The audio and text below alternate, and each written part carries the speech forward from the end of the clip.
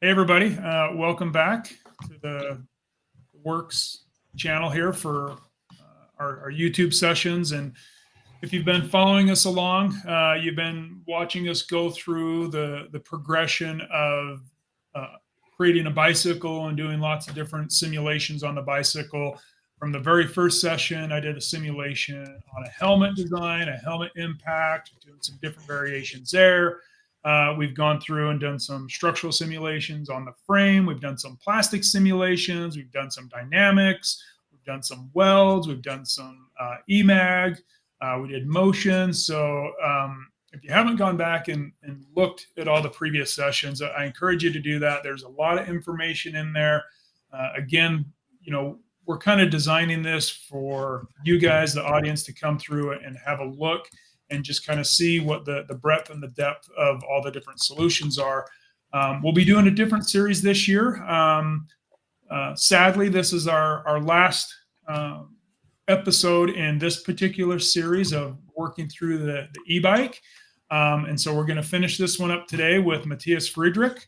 And he's going to go through and show us how to do multiple different evaluations of a design. So you can think of this, I'll let Matthias tell you more about it, but more like doing DOE studies and some different things like that, and how you can do that with SolidWorks geometry in the platform. So again, thanks everybody. Remember, please to like and subscribe so you can be notified when new episodes come out. Well, this is the last one, but you know what I'm saying. So you'll be able to see what we have coming in the future as well. So anyway, with that, Matthias, let's get to it and show us what it's all about.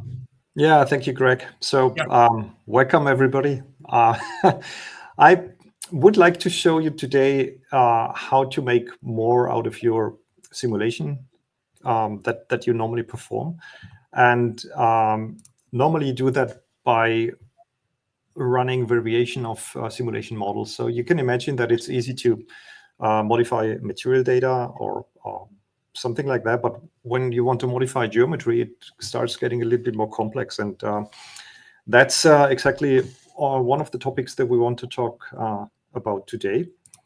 We want to talk about parametric design studies. So to give a short introduction is, well, why is that important? Why should I care about that overall? Well, basically, the analysts, or we as analysts, we do not run simulations just because we like the colorful pictures and the post-processing plots and all that, but we want to, let's say, we want to see how our product perform. And that's why simulation exists. We want to replace physical tests by virtual tests and predict how our products will perform. But in doing so, we often are asked, of course, by our product designers, what are the design parameters, or what are the, let's say, the design features that have really high or most impact on the design performance? Or in other words, how can I change or tweak my design in a way that it starts getting better? And typically this can be done by scanning the design space. So once you have a parametric model, you can scan the limits, or modify your parametric design space between the limits of each of these parameters. And this is what we call a design of experiments. Or you can also run a parametric design optimization. And normally this requires some scripting, and you have some process automation tools and stuff like that. And the impact of all of that is, of course, you can reduce your product development time. You get a much deeper insight on your design. You understand better what are the parameters that really have a big impact, a huge impact. And of course, this also has an effect on the sustainability of your product. So you avoid overbuilding, or you can decrease material costs or stuff like that. And to make all that less complex and much more easy to use, we have an application, or a 3D experience platform, which is called Parametric Design Study app. And the huge advantage of this app is that you do not need any in-depth knowledge of design exploration algorithms or optimization methods or stuff like that. You do not need any scripting. You can just launch this parametric design study right from the physical app that we have on 3D Experience platform. And I will show you later on how this looks like and how you can create such studies. So to give you a first idea how this feels and looks, we prepared an example of a bike frame. And this is just a short video that will show you what are the steps that are typically done when you run a parametric design study on the 3D Experience platform. So let's have a look at the video. So this is our bike frame. We run a modal analysis there. And we also have a durability analysis included, where we get the hotspots there. And then we create a parametric design study. And this is set up in the following way. We have an assistant on the right-hand side. So first we select our design variables, so different thicknesses, different angles, different diameters of the frame. Then we define the minimum maximum of these parameters and the step size. We want to vary them. Then we need to select our design responses. This is typically selected from an analysis which is already run. So we just select, we want to track the mass, we want to track the von Mises stresses, the displacements, the frequencies, and what we want to minimize or maximize. And that's basically it. This is now we can run a design space check. So this can be performed. We just modify all the parameters and check if the designs are created correctly by varying them. And done. So this is where we now can have completely set up the parametric design study, and we can just hit the simulate button and launch the parametric study, which then runs in the background.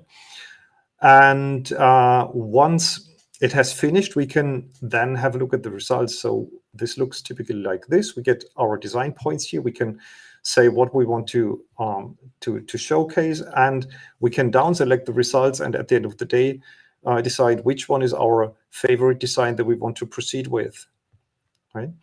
So this is typically how a parametric design study is set up when it's running completely in 3D Experience platform.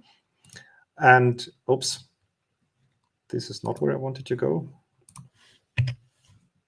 How do I go to the next slide? Sorry for that. So basically, to make that run, we have, let's say, three topics that we want to answer during this session. So the first one is, how can we access or use SolidWorks parameters on the 3D Experience platform? And this is a sort of how do we need to prepare our CAD model.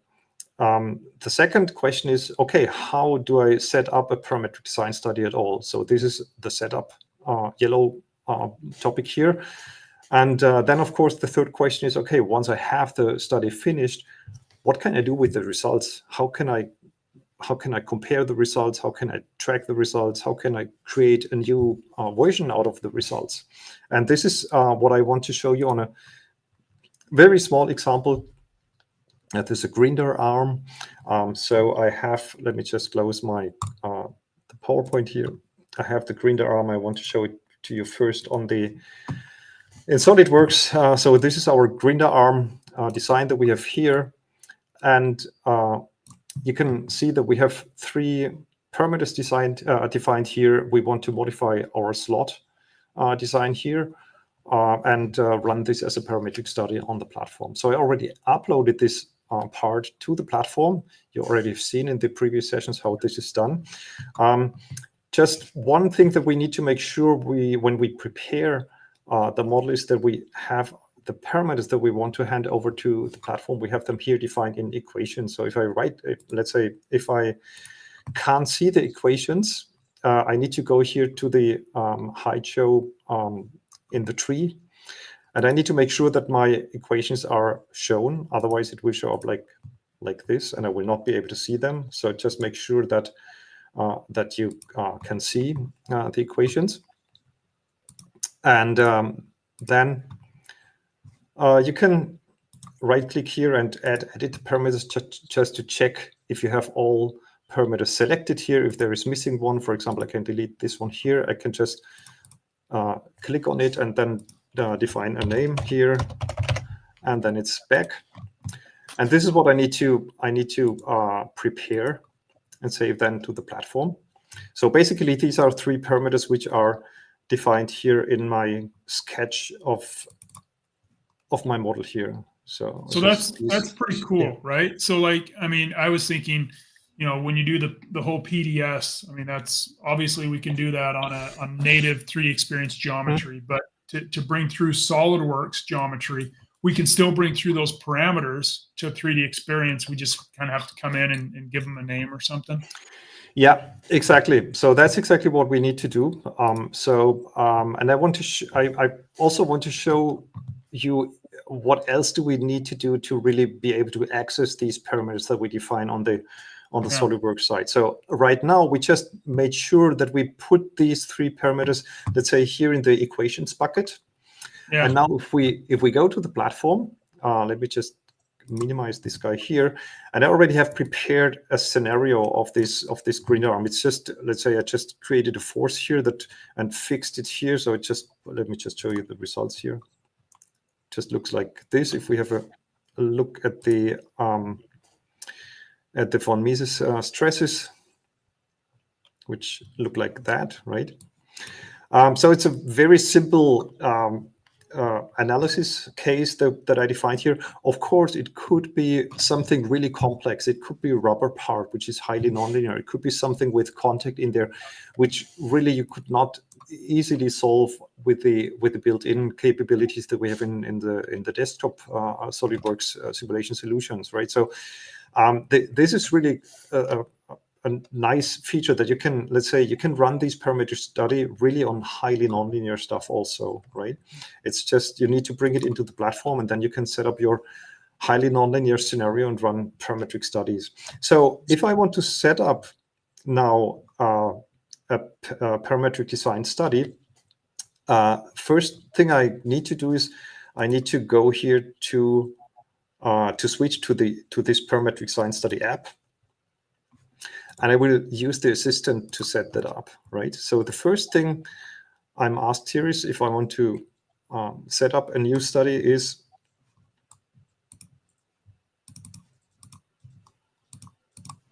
I want to set up a design improvement study.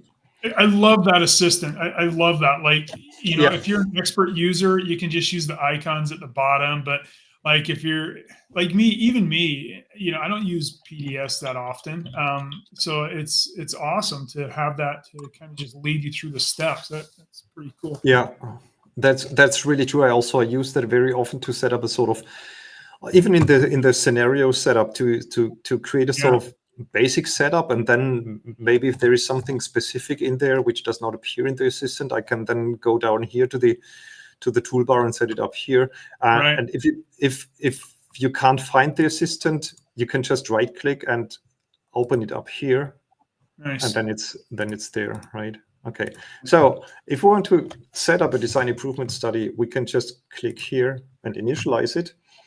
And then you can see that the next step would be I need to select my design variable. So if I click on this guy here, I now would need to select design variables here from the tree. But as you can see, normally my SolidWorks geometry comes in here as a sort of dump geometry. So I cannot modify that.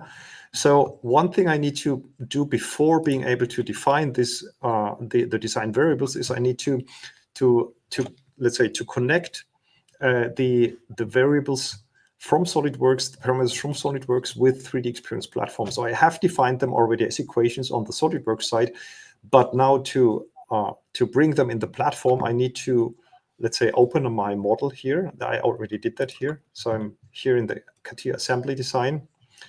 And here we have under tools, the capability to use the parametric bridge capability here. So if I click that, this is what will look into the data on the SolidWorks side and check what are the parameters that are into the equations that we just defined. Mm-hmm. Right? So if we do that, we will see that there shows up a new object here in our tree after some seconds. So now we have here, this is a knowledge-aware parameters here.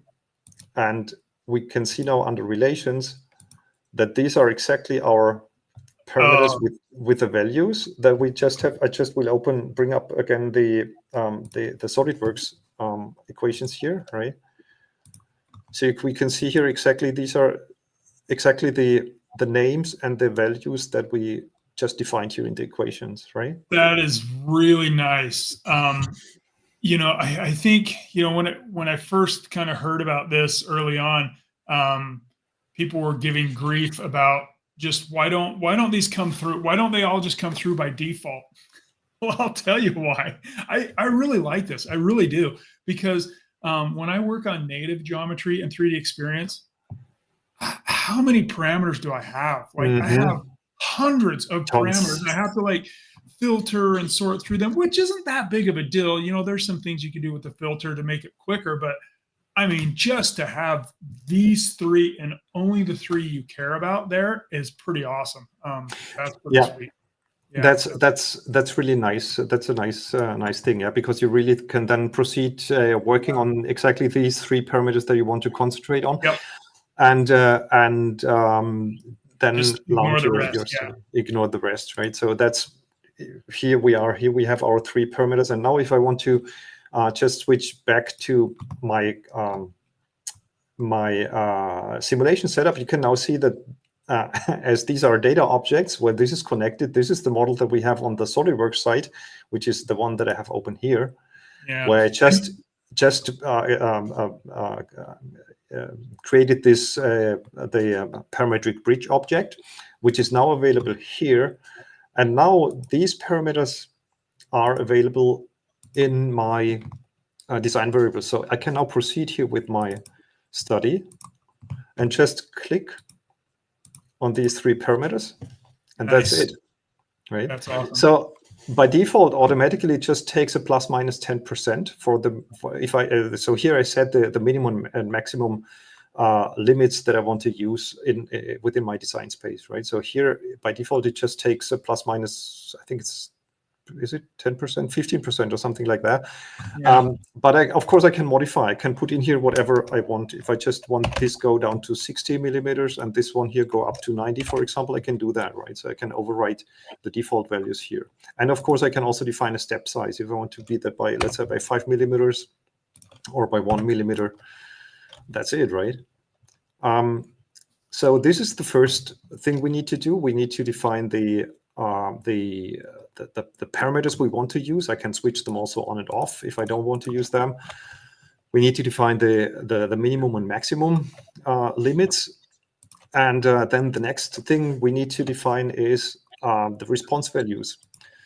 So we just click here on the response variables manager, and it's basically the same thing. I just need to go here to the results from the analysis that I already have run on this model, and then go to the sensors, which are created automatically from the first analysis. And then I can go here directly to, for example, to maximum principal stress, or I can select here my maximum von Mises stress, or whatever I would like to track, or maybe a mass sensor, or maybe some displacement magnitude, maximum displacement, stuff like that. So I can just easily click on the sensor values that I want to use for as response values. And this is also a very nice feature. I can define also like upper and lower limits for these results, which help me or help the parametric design study to decide if a design is feasible or not, right? And this is when we do the post-processing, which I just will show afterwards. This is like an area that is highlighted in red then as infeasible. Yeah. There are also some let's say the shape of the the icon of the small icons change, and the color changes depending on if these are feasible or infeasible results. So I can, for example, say that I want to use this one here. Oh no, sorry. Up. Okay. And so while you're waiting on that, we had a question come through, and just to clarify, if I understand it right, you need to run a simulation first. And then once you've successfully run a simulation, then you can create the parametric design study. And that's so that you have all those sensors and things like Yes. that in there, right?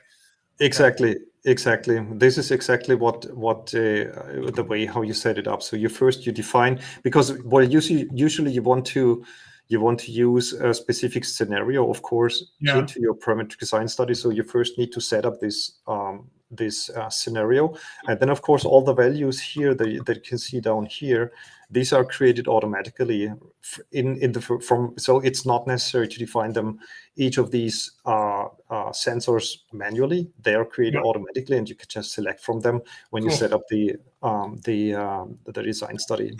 Nice. Right? So for example, if I want to say, let me delete here this guy here. I don't want to use this. I want just to use my von Mises stress. I say I want a maximum of, I want to have a maximum of, let's say, 1.8 180 megapascal. And I want to minimize my mass here, so I can just click in here and then select, okay, this is the value I want to minimize.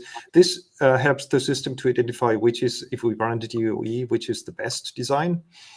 And for example, I want to define a maximum displacement of, let's say, 2.5 millimeters, right? So this, of course, depends a lot of the application they have. These are just arbitrary values they put in here, right? But basically, this is how you set up the responses. And you can see that automatically this objectives and constraints tab has been filled. So if we have a look here at our objectives, oops, sorry, I wanted to go here to the tree. We can see here that automatically what I selected as objective for minimization, which was my mass sensor, this has been added automatically here to the objectives, right? So it's not necessary to do that also manually. It's just once you select this as objective, it's done. Right. It's done automatically also, right? And that's it. So basically, this is, you can see here everything is tick marked green. So I can now go here to the simulation and launch the study, right? So one word here to the design space checks. This is a limitation that we actually have when we want to connect with SolidWorks with an external CAD system, external data. So this is actually not possible to run these design space checks, what we saw with the bicycle frame. So it's necessary to check the limits of your design parameters before in SolidWorks, right? To get an idea that your design is really, your CAD design is really created in a proper way, right? Yeah, that makes sense. Yeah, because then it'd have to go back to SolidWorks and change it and come back here and report it. Exactly. But because otherwise, well, it could happen that you create a lot of, let's say, unfeasible CAD designs. So just the CAD geometry doesn't create correctly, doesn't build up correctly, and then you have a design point which cannot be used, because of course then it cannot build any simulation model on that, right? Yeah. Okay. So this would be now the point where I would hit the simulate button, which I will not do, of course, right now. But I want to show you from a run that I already finished. So let's imagine we run that and then have our results here. And you can see I created here 2 studies. That is something. Let me just show that you, because I forgot to mention this. If we configure our study here, we can select a sampling mode, and there are 2 modes available. One is a global, which this is just a DOE, and this is a guided. It's a sort of optimization algorithm running in the background that guides the modification of the parameters in a certain direction. And I will show you afterwards here in the 2 runs that are already made how this is reflected in the results, right? Cool. So that's pretty cool. So one is, let's say, if you want to really, let's say, scan your design space and get an idea of what let's say, what has an impact or what has high impact on your result, you can do a DOE, which would be this guy here. And let me just open the results. If I just double click on that, it will open the results from from my parametric design improvement study 1. So this is our DOE that I already ran. And if you run that, it automatically also opens this window here, and it step by step will fill the dots here. So sorry, this is, I think I opened the wrong one. Just 1 second. I wanted to open. Yeah, as you open that, it's funny. This is pretty subtle for the viewers watching this part. Is Matthias is running this on the cloud, and so he's actually not accessing these results locally. He's pulling them down from the cloud, so you can kind of see how seamless and how quick that is to go up and pull results down from the cloud, and adding to that whole story of keeping everything connected, right? Whereas if you save a JPEG or whatever in previous, in file folder systems, you don't know what's connected to what. But I mean, this is a great point right here. Like if you had just pulled that, screenshot up from your drive, you probably wouldn't have known which simulation it was connected to. But because it's connected here through the the data cloud, you know which results that relates to, which study those results relate to. So anyway, sorry. Exactly. Yeah, that's completely true. Yeah. So I just wanted to mention, if you run the study, there shows up a window which is pretty much this window here, but without the design points in here. So it fills step by step. It adds the design points on the fly. And you can also post-process on the fly just by clicking on each of the design points, and you can see here how, for example, the von Mises stress or any other result changes for this specific design, right? And also here you get the scalar values. So you can see here, for example, these are our design points from the DOE study. So here we just show the mass over the run ID, and just keep in mind how this looks like, because I will show you afterwards the one of the guided study, how this looks like over the run ID and the mass, and you will see that it looks significantly different. But of course, it's also possible to now, let's first have a look at what we see here. So the best design that has been found is the green one here, right? Which is, in our case here, our design number 15. And the blue designs are feasible and the red designs are infeasible because they violate a constraint. For example, if I click on one of the red things, of the red dots here, I can see here on the right-hand side which of the constraints are violated, right? So here, for example, it violates the maximum displacement, which was 2.5 millimeters, and the maximum stress, which was 180 megapascal. But I can also change a little bit here to make that clearer of which are the feasible and which are the non-feasible designs by just modifying here what is shown in my XY plot. So I can, for example, show here my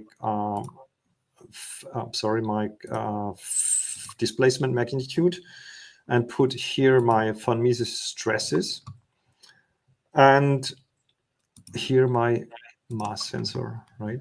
So now you can see what I mentioned before, that the limits that I defined here for my two of my design variables, which was the displacement, the displacement magnitude, and it's of course not the design variables, but the design responses, where we set the constraints on this. So we set one constraint here on the maximum von Mises stress which was set to 180 megapascal.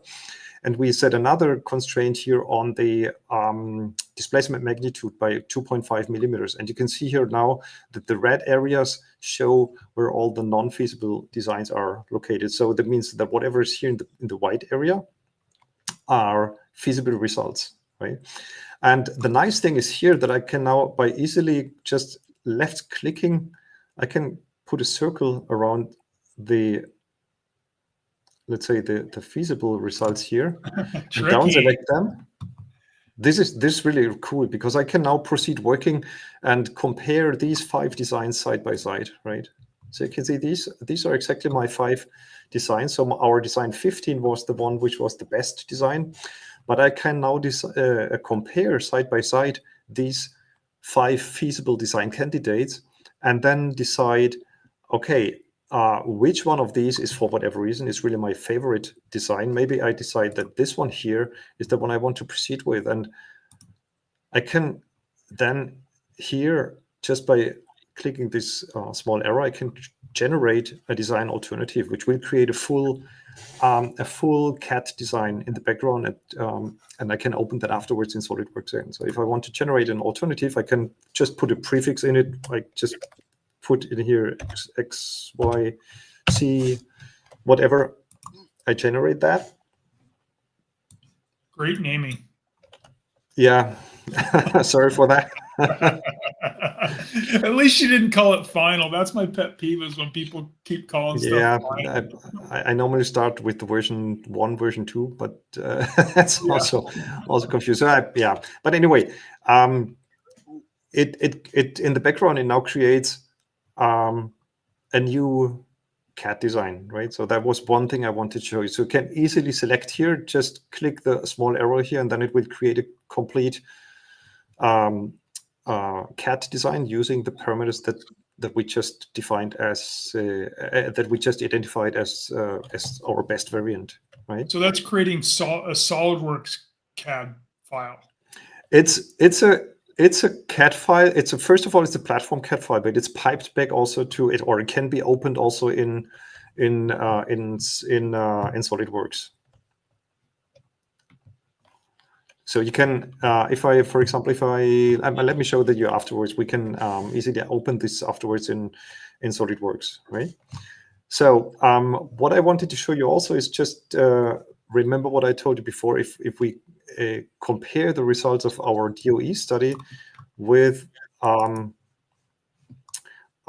guided study results, and you remember that this is like, okay, I do some parametric modification, and oops, I think that's it opened the same again. Let me go back here to the scenario, and then we'll go back here again to the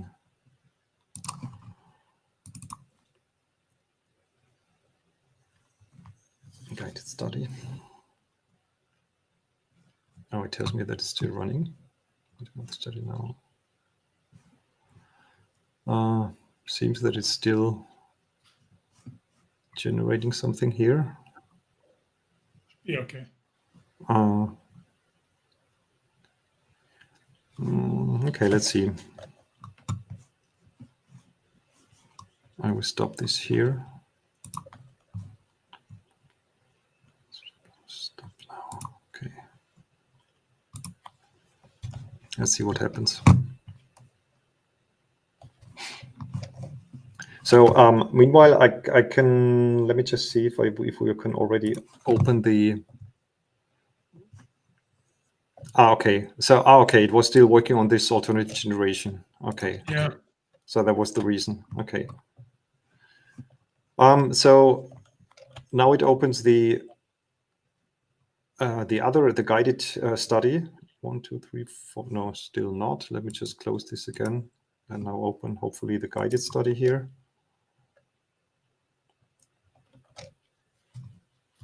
Okay. So that was pretty subtle. So you were actually viewing all of the results that had been generated while it's still running. Yes, that's true. So, yeah. That's pretty cool. So you can come in and start to take a look at some of these results while it's still running, not have to wait for it to complete. And I don't know how many points you have in there, like 35 or 40 or something. Yeah, I ran it with 32 points here, but of course you might have much more. Yeah. That's still how long did that take to run that many points, do you think? To be honest, I don't remember exactly how long it took. You do what I do. Go grab a cup of coffee and come back or something. No, it took a little bit longer. Okay. But I would say maybe within 1 hour, Oh, okay. something like that. So it was not overnight. Quicker than it would have taken me to do 32 of them individually anyway. So Yes, definitely. and far less hassle. Yeah. Yeah. Let me see. Why doesn't it open the other?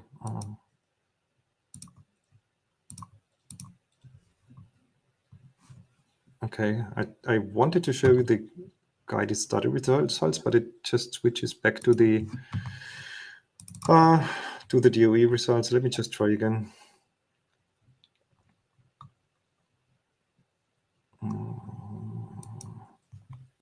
Let me see.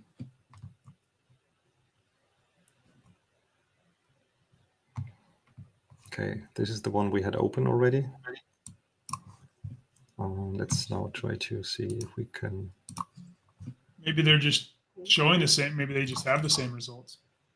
Yeah, that's it should be different results. But maybe I just saved something wrong by accident. It's the same result. I wanted to show you that. Well, basically, if we run this as a guided study, the way how the design points are generated looks completely different, because it's like running a sort of sensitivity study by small variations of one parameter first, for example. And after a couple of variations of this first parameter, it starts to vary the second parameter and to get a sort of sensitivity information on that. And then it switches to the third parameter, getting also just doing small perturbations on that. And after having finished that, in this case with 3 parameters, then it goes into optimization direction. So the way how the design points are distributed over the design space looks really completely different when you run this sort of guided study, right? So that's, sorry, I wasn't able to show that, but I think I overwrote the results. But Yeah, that's all right. what, yeah. Anyway, all right. So let me see if we have available now our XYZ results that we just created before. So. And while you look that up, I would imagine, because we always think about modifying dimensions as parameters, right? So we're always modifying to make those fit. But I know from doing other things in 3D experience, whatever kind of numerical value or even a string like word, those are all parameters. So you probably could have put in like forces if you wanted to run a DOE and maybe not necessarily look at the different dimensional changes of a product. You probably could have put in like a force or something like that and had it run, like a tricky way to do 100 different load cases or whatever like that, and evaluate stresses on the different loads. Because this is a true simulation, linear, explicit, whatever kind of simulation you're running on the platform. So yeah, exactly. Just not superposition. So yeah, I just concentrated first here on the, let's say, on the geometric parameters, but yeah, that's, of course, you can do, you can modify whatever other stuff also you would like to modify, right? Yeah. So let's say I just switch back to the SolidWorks graphic user interface and search for our XYZ string here, and I can open now this with SolidWorks connected. And in hopefully a few seconds, we will see that this opens up in SolidWorks and shows us our new design. So again, I have now the platform data here, and I also have, with the new width, location, and length parameter, our design that has just been created, right? Very cool. Yeah. So these are, let's say, these are the options that we have, and I think that's pretty cool, because where you can really easily create these design modifications and then create the a really full-fledged CAD design. Yeah. Save I that, think, you get it back to SolidWorks, and you have a new design variant there. yeah, I think that's always the trick, right? Is a lot of times we can go so far and then you're like, okay, now what? But being able to circle this back and connect this back to the original Yeah. authoring tool of SolidWorks is super, super powerful, right? Because you can just Yeah. start and finish in SolidWorks and let the platform and 3D experience do the simulation. Yeah. Exactly. So just maybe I wanted to just summarize the few steps that I showed to you. Maybe that makes sense to just go step through that. So the first thing, if you want to run such a study with, let's say, including SolidWorks, you somehow need to prepare your model in SolidWorks. So you need to make sure that you define the equations for the parameters that you want to modify, and then these are handed over by using the parametric bridge we have on the platform side. So then, of course, you need to save the model to 3D Experience Platform. You need to check your design parameter, the upper and lower limits within SolidWorks, to make sure that the CAD designs by varying the parameters are created correctly. And then, of course, you need to create and run simulation model on 3D Experience Platform. Then, as shown, you can set up easily by using the assistant. You can set up and run parametric design study, and then you can use all the options that we have in the result evaluation. So you can down select the results, you can compare side by side, you can select your favorite design, and then save the whole thing as new version and have it available in SolidWorks again. Right? Nice. So that's basically what I wanted to show today. Cool. That's awesome. I mean, just like I was helping a customer out here. It's probably been about a month and a half ago, and they were going through different design variations, and I mean, that's the whole thing with simulation. Simulation originally started out as a why did this fail, why did this break kind of thing, Yep. and now FEA is we're using it to preemptively predict not necessarily if things are going to break, but how things are going to perform, right? So I don't always have to know what my exact load values and things are going to be, but if I know, and I say this a lot, like you don't always have to know what your load is, and especially with the DOE, because if you know where your part is going to be fastened or fixed or restrained, and you know where your load is going to be, you can use something like this as a tool to help you in your design validation to understand what changes you make to that geometry, given a particular load in a load area, how does that affect, so you would then know where your high stress points and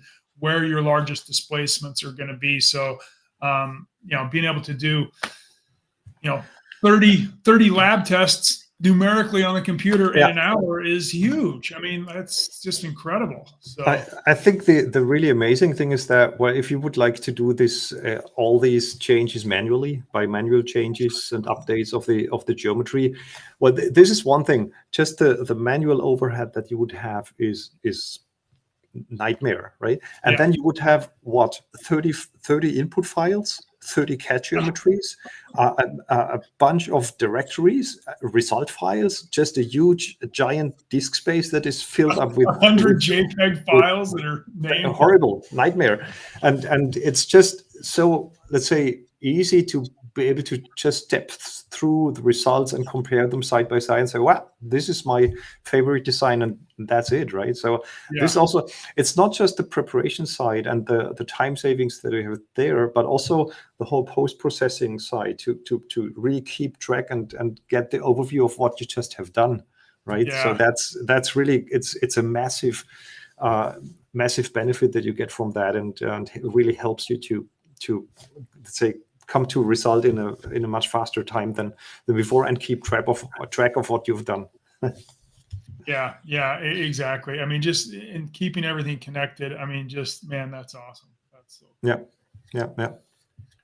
Well, Cool. Anything else you want to add? I think I've interjected all the questions that we've had along the way. I don't see any more questions coming through the chat. So unless you have anything else, yeah, that's an excellent wrap to the series, man. Yeah, appreciate you being on. For all the viewers, remember, like and subscribe. But it always sounds goofy saying that, but that's what you got to do. So yeah, thanks Matthias. Sagar behind the scenes as always. Thanks for producing, keeping this seamless workflow going. And yeah, anything else you want to add? No, not really. But I think it's this is also something that's amazing is, well, once you check which are the necessary steps to make the whole thing connect, it's really easy, right? So yeah. it's important to understand these first steps, and if you don't have this information, you will struggle because it's just not connecting. But once you have this information, you can just start and run parametric studies, and that's it. Well, maybe one comment I would like to add, of course, the more complex the geometries are, they might crash if you do parametric variations. So you need to be a little bit more careful when you create your parametric CAD design data, right? But that's a common issue, a common topic whenever we run parametrics, right? And that's fine. I'd rather the software find out that design check's not going to work than me try to sort that out. Exactly. So I mean, that's even another unexpected benefit to the tool, right? To figure out when geometry is not going to work. But well, cool. Nice. Well, thanks again, Matthias. This has been a great series. So I hope people come back and watch these, and leave us some comments if you want to see stuff in the future. We'll be around checking these. So please do that and let us know, and we'll stay tuned for our next series this year, which we have in the planning stages. And yeah, thanks again, everybody. Thank you.